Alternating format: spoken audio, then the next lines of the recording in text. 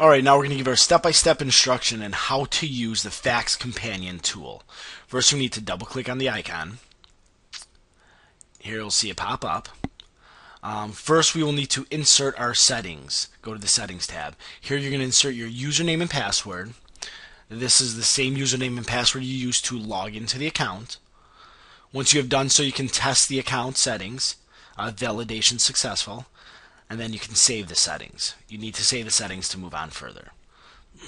Once complete, we go into our fax lines, and here's where we're going to configure our fax lines.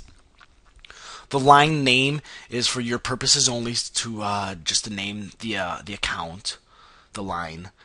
The sending fax number will be the fax number that you are sending from.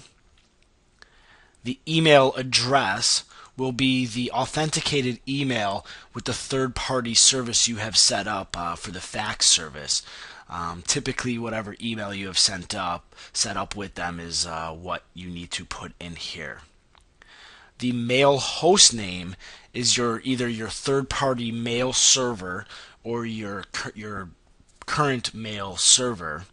And in here you will need to put those credentials. Typically it's going to be mail.yourdomain.com. The email username will either be your email address or a email address that's authenticated to send from that mail server. So here we used our info@test.com, which would be info@yourdomain.com. The email password is the password that's authenticated for that email address. Server port will typically be 25 or 587, depending on your settings. And then the provider domain will be the third-party fax service you've set up, what their sending domain is. So for RingCentral, we have rcfax.com. That's what we're going to use for testing purposes. Faxes per hour, you can do 60, 48, 36, 24, or 12. And then the line number is just the number of lines that you have in that account.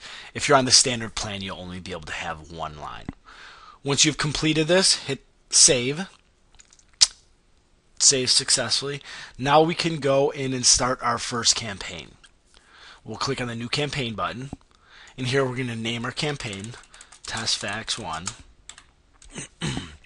Our data list. Here we're going to browse and grab our data list. Test list.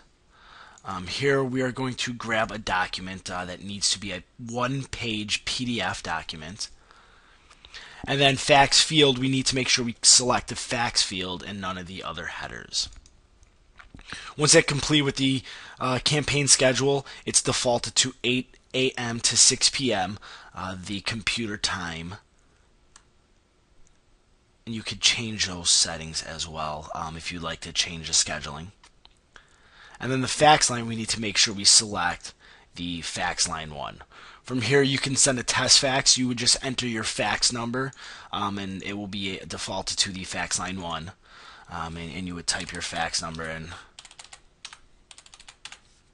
hit the send button. Obviously if you put the right fax line information and the fax number in, it will be sent.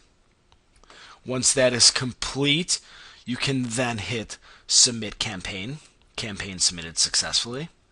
And then you can go into the progress bar and see that the campaign has been submitted. Here's the campaign I had just submitted. There is no percentage because it's not processing just yet. In order to begin processing, we need to click this little begin processing button. Once we click that, we'll see the campaign Test Fax 1 and the sending fax numbers it's sending to. And it is now complete. You know it's complete because it'll say 100%, and in the campaign it will say waiting, and the status will be a countdown for the automatic 5-minute wake up time. Once that's complete, you can hit stop processing, and now here we'll see the Test Fax 1 has been completed with the document on this day and this time.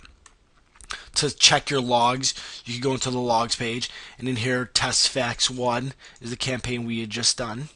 You can see we had 2 successes and 2 failures. Obviously the failures, there was no fax number inserted, and then along with the timestamp. You can export these logs by clicking the export button, and it will save it automatically as a CSV. Test Fax 1. We'll save our settings, and then here we will see the document, and we can open it up and see all the success failures and the timestamp. Once that is complete, you are able to start a new campaign. In here, you just create the new campaign and then go from there. Once your fax lines are inserted properly, you will not need to touch this again. And from there, you should be pretty good to go. If you have any other questions, please log into the website where you've downloaded the tools. And at the top right-hand corner, click the Support tab and fill out a support ticket with any questions, and we will get back to you within 24 hours. Thank you for watching.